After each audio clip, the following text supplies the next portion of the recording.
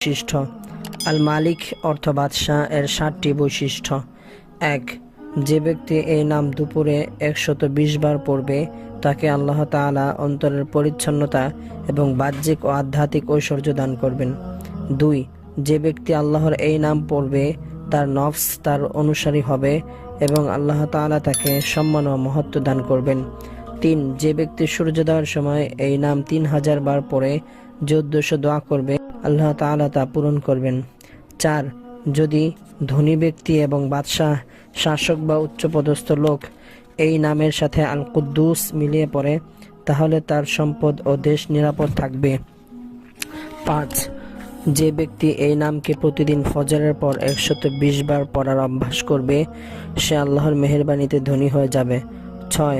কোনো বাদশাহ বা শাসক নিয়মিত এই নামকে পড়ার অভ্যাস করে তাহলে বড় বড় শত্রুরাও তার অনুগত হয়ে যাবে।